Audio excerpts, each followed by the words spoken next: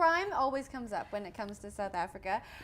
Is that something that's still on the forefront of foreign travelers, or is word of mouth getting around that actually the cities are just as safe as other major cities around the world? Crime will always be our number one concern, and it's a number one question we get asked. It's one of the key things that gets searched on Google, and I think what is really important is that, exactly how you say, is that when we do studies with people specifically around Cape Town, many people feel safer once they've left than actually before they came in. So the experience of being here, they go, oh wow, that's like any other city in the world. I feel relatively safe. I just have to be fairly cautious. What kind of questions are people asking when it comes to crime? So, I mean, some of it is really kind of basic. It's sort of saying, can I walk on my own? Where should I stay? What's the safest areas to stay in?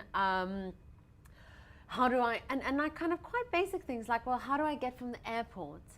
Can I leave my hotel room? Do I need to, can I get a taxi?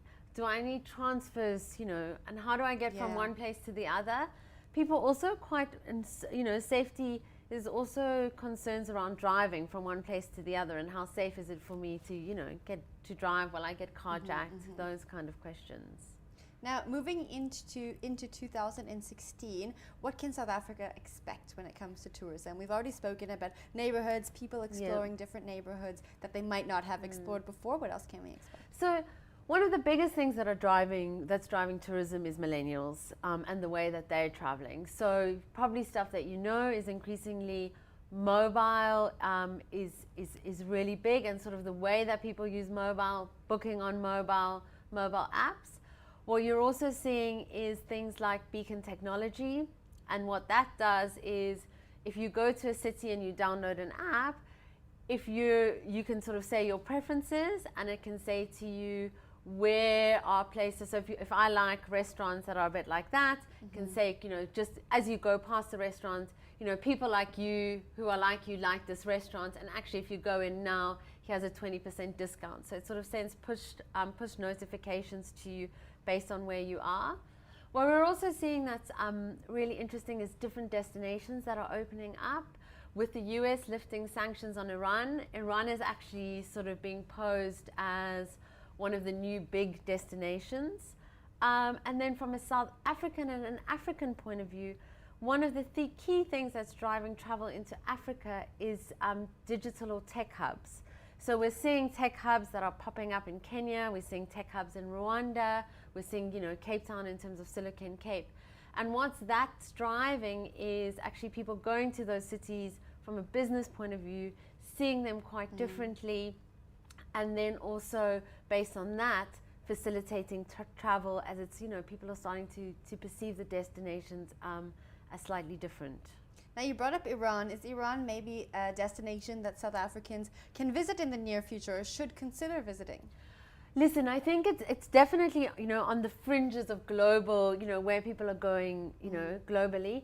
I think that South Africans are probably slightly more conservative in terms of the way that they travel, or maybe not that conservative, but I think that we're probably not at the cutting edge of travel. So, the first, places that South Africans tend to go to first is Europe, because there's kind of quite close connections, maybe India or the US because of what people see, in popular culture.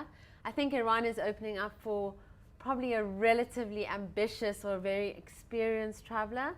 And also I think it's opening up for people who potentially have roots or sort of cultural roots into the area. I mean, and culturally it's really, really relevant. So it would probably be very interesting for Muslim travelers to go and experience. Now, South Africans looking to get away who are maybe not so ambitious or adventurous, where would you recommend on the African continent? Wow. So, I mean, so one of the good things from Cape Town is that we now have direct flights to Ethiopia and into Angola, which is stuff, and also, we fly directly into Accra from Joburg. I think what we travel for in the African continent is really more around interests. So, is it around, beach holidays, or is it safari? And I think a lot of I mean, one of the sad things about Africa is that Africans don't travel in Africa enough. So, and there is so much to explore, whether it's going to the Okavango Delta, whether it's going to the Serengeti, whether it's going to a little place in Kenya called Watamu, whether it's just going to Mozambique or Namibia and chilling on the beaches. So, and a lot of it is actually based on sort of interests or, what you want to see. But I think that, South Africans just need to get out of South Africa and go and experience just any parts of Africa. Now, if we want to venture off of the African continent, where would you recommend? Well, I think one of the biggest trends that we're seeing is food tourism. And sort of and actually traveling for food. So what we're seeing is things like San Sebastian opening up, or, in Italy, sort of smaller regions like Puglia in terms of what they can offer from food tourism. And then also, we're seeing people who are traveling for actual events. So whether, it's doing the Great Wall of China marathon and then combining it with sort of a relaxing beach holiday.